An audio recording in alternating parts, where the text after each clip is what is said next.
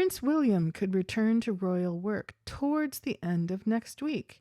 How long will it take for the royal reporters' WhatsApp group to decide to start asking serious questions about Prince William and Kate? If the past is prologue, all it takes is one well-worded piece in the Sun or Mail to get the ball rolling. So far, they've been unwilling, which might indicate that they're being promised something down the line. The Sun's royal editor is currently regurgitating Kensington Palace's vague line about how much time off William will need. It was expected the Princess of Wales would pause her engagements to take time to recover, but William will also be clearing his diary temporarily. We still don't have a date for when William will return, so we're just in that situation where the Princess of Wales is at home, waiting for her to be settled before we see William again, the Sun's royal editor Matt Wilkinson explained. We know Kate won't be back till after Easter, but I think William, as a devoted father and husband, can just take as long as Kate needs him to be there, and that's the message they're sending out to us. That's the palace's line. That's what Kensington Palace is telling the Royal Reporter WhatsApp group. But it looks like Rebecca English got her own special briefing because she reported exclusively on Friday that William might be seen by the end of this week. The Prince of Wales is likely to return to work next week, Daily Mail's royal editor Rebecca English has told Palace Confidential. With 3 senior royals currently out of action, the past couple of weeks have looked relatively different for the firm. The Prince of Wales, 41, has been caring for Kate Middleton, 42, as she recovers from an abdominal surgery at Adelaide Cottage in Windsor Park. However, speaking on the Mail Plus's weekly talk show, the Daily Mail royal editor Rebecca English revealed that a sense of normality should be restored by the end of next week. I think we could see him, William, doing some public engagements toward the end of next week, I have to say. I think he'll start to go back to work once Kate's settled, Rebecca said. Speaking to podcast host Joe Elvin, Mail on Sunday, editor-at-large Charlotte Griffiths, and the Daily Mail's diary editor Richard Eden, Rebecca explained that both Kate and Charles are doing well. But while Rebecca believes that William will make an imminent return to the public eye, Charles is expected to recuperate in private until the end of the month.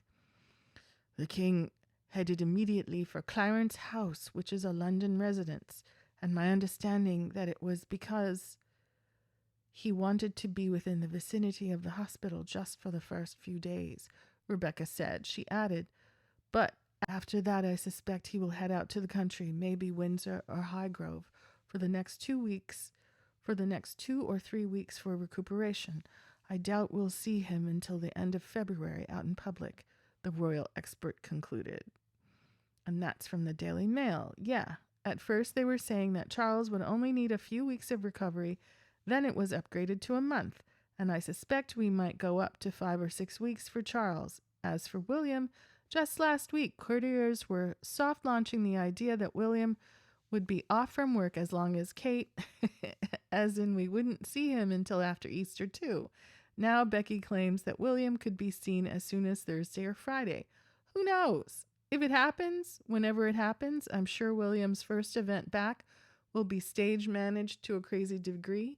He'll be asked about Kate. He'll recite one sentence, "She's doing well, thank you." And then he'll pose in a hard hat or something. Will that settle the restless vibe in the royalist media? I doubt it, because some of the comments on this blog post are juicy. Nick919 comments, it's not credible that William can't return to the few engagements he barely did before all this. He's not at her bedside watching her recover, and he's not qualified to provide the nursing care she clearly needs, and her recovery will take months.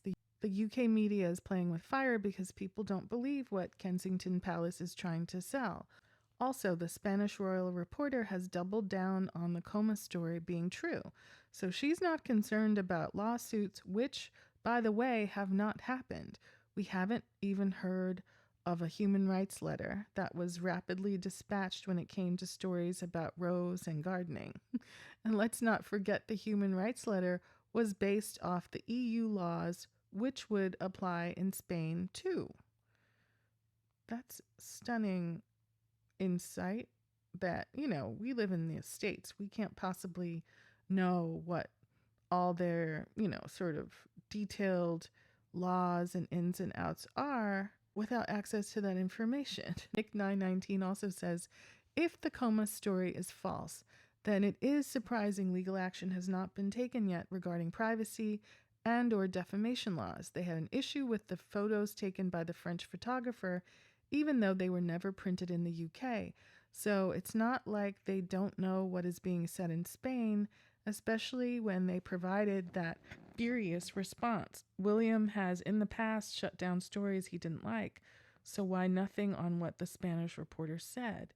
It's not a small thing she reported, and indeed, that is correct.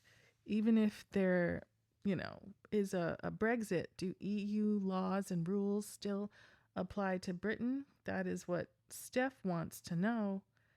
It's all very interesting, and I'm sure, there's some effort to protect Kate's privacy, but at this point, I'm more concerned that the privacy is jeopardizing Kate. Is she in a condition to not still be in the hospital?